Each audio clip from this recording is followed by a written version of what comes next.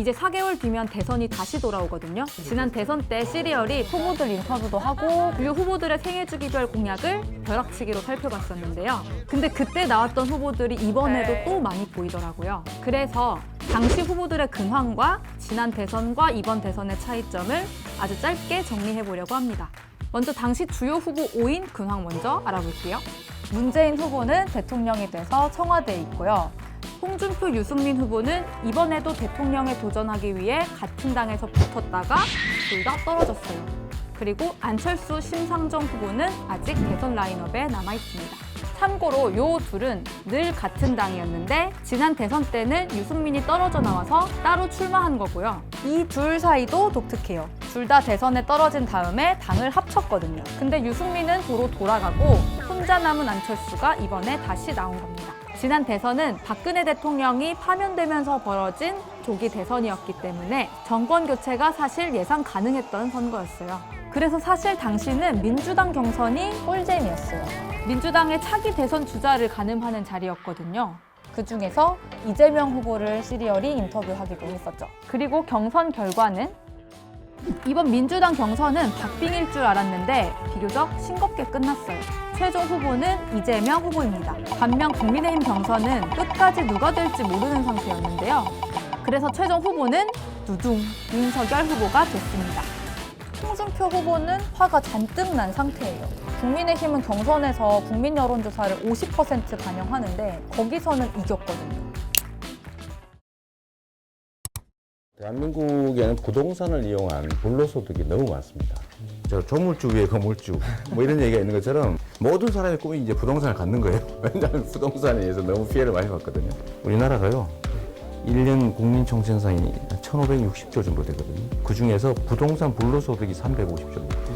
부동산이 버는 거예요. 그러니까 부동산이 벌고 있어요. 그래서 근본적인 대전환이 필요해요. 토지는 우리 공개념이라고 하잖아요. 소유한 사람의 전적인 소유가 아니다. 우리 국민 모두의 것이다. 이게 헌법에도 되어 있는데. 이재명 후보는 여전히 부동산으로 만들어지는 불로소득을 국민에게 환원해서 불평등이랑 양극화를 완화시키고 싶어 해요. 5년 전과 지금 달라진 점은 현 정부의 부동산 개혁이 사실상 실패를 하고 그때보다 집값이 어마어마하게 오르면서 땅에 손대는 정책에는 엄청 민감해졌다는 것이죠.